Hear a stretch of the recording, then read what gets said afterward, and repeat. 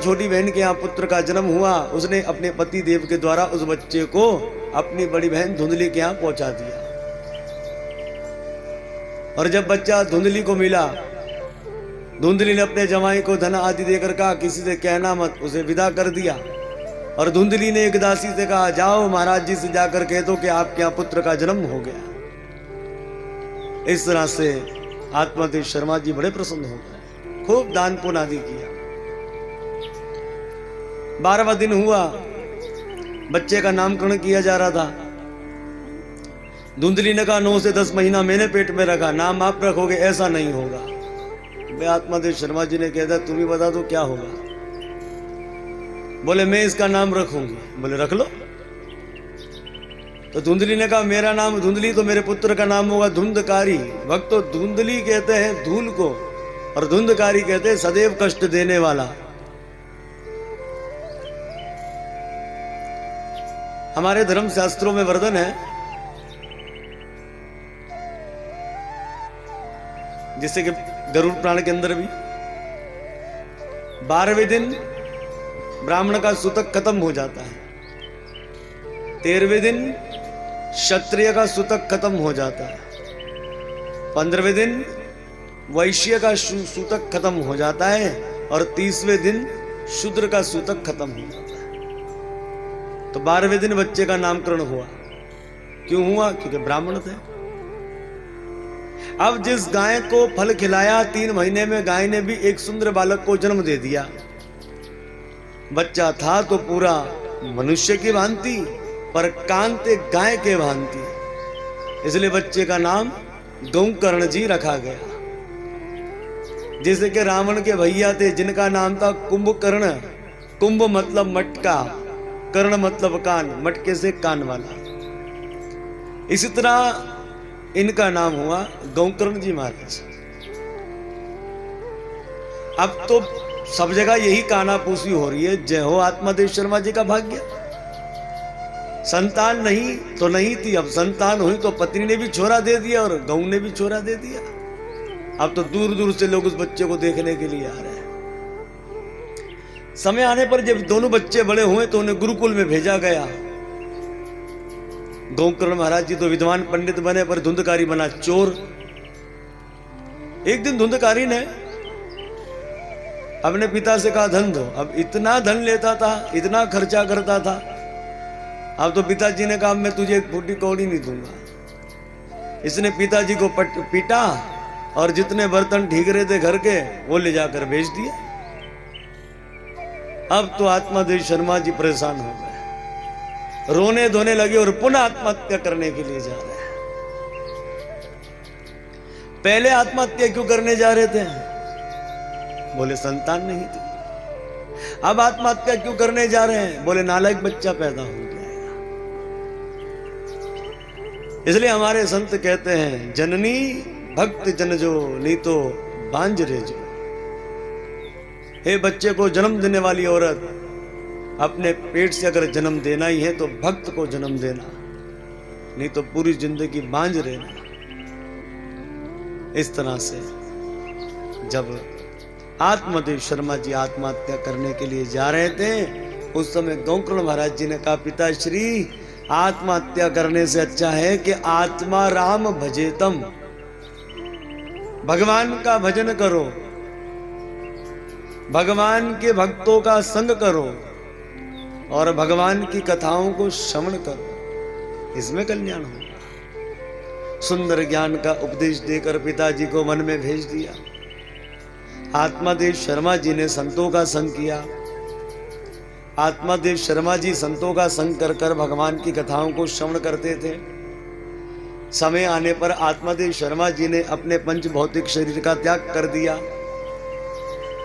और यहाँ घर में धुंधकारी, धुंधली और गौकर्ण महाराज जी हैं।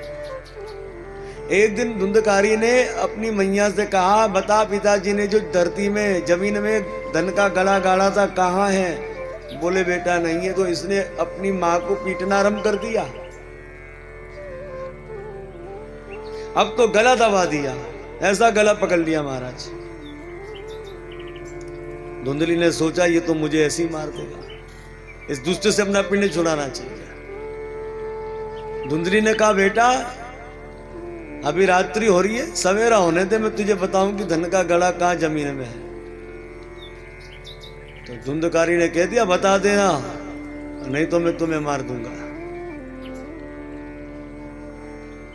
धुंधली सारी रात करवट बदल रही है, चिंता कर रही है, क्योंकि धन का तो कोई गला था ही नहीं।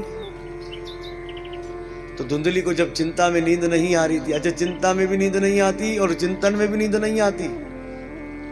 चिंतन में यदि नींद नहीं आए तो कोई शरीर को कष्ट होने वाला नहीं, अगर चिंता में नींद नहीं आ रही है तो आप चिता पर जाने वाले हो। सारी रात इसे चिंता हो रही थी। रात्रि में एक कुएं में जाकर इसने आत्महत्या कर ली। सवेरे जब गौकर्ण जी को पता लगा तो अपनी मां का अंतिम संस्कार आदि किया। एक दिन की बात है कि गौकर्ण महाराज जी ने कहा भैया अगर आपकी आज्ञा हो तो मैं तीर्थ यात्रा पर चला जाऊं। धुंधकारी ने कहा चला जाओ। तो गौकर्ण महाराज जी नमन कर कर चले गए तीर्थ यात्रा पर। यहां धुंधकारी क्योंकि घर खाली हो गया है और खाली मकान में ही कब्जा होता है, भूत प्रेत भी खाली मकान पर कब्जा करते और भगवान भी खाली मकान पर ही कब्जा करते हैं। खाली मकान हो गया, अकेला था घर में, 5 वेश्याओं को लेकर आ गया। हमारे वैष्णव आचार्य कहते हैं ये वेश्या नहीं 5 विषय हैं, रूप रस गंध संप्रश और शब्द, ये 5 विषय हैं जो कि वैश्या है।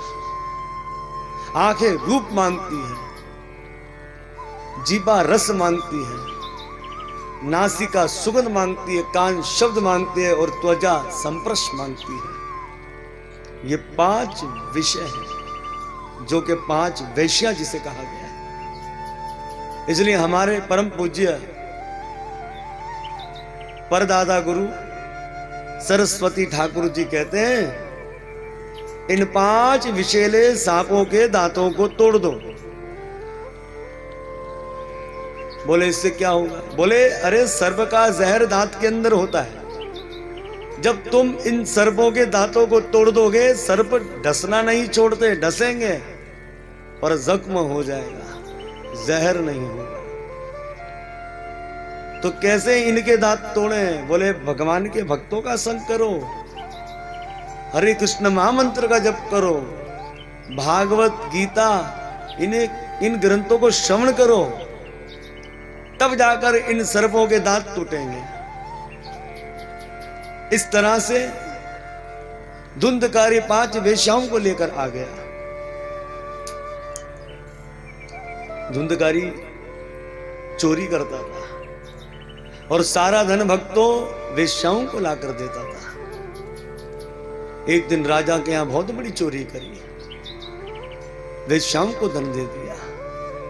वेश्याओं ने सोचा अगर ये बात राजा को पता लगी, राजा इस मूर्ख को तो दंड देगा पर हमें भी दंड देगा, तो क्यों ना इसे मार देना चाहिए। तो भक्तों तड़पा तड़पा कर वेश्याओं ने धुंधकारी को मार दिया। जलते हुए अंगारा इसके मुंह में डाल दिए ताकि आवाज ना निकाले और खड्डा खोद कर इसे दफन कर दिया। 2-4 दिन में जब धुंधकारी नजर नहीं आ रहा था तो अगल बगल उन्होंने पूछ लिया कहां है धुंधकारी? बोले व्यापार करने के लिए कहीं दूर गए। प्यारे भक्तों ये वेश्याएं किसी की नहीं होती है। श्री सूत जी महाराज जी भी कहते हैं हे ऋषिवरों, सबको वेश्याओं से दूर रहना चाहिए। ये वेश्याएं पहले मीठी मीठी बातों में पुरुषों को अपनी ओर आकर्षित करती है, धन को छीनती है और धन के बाद बचा क्या? प्राण भी ले लेती है। इसलिए दूर रहना चाहिए।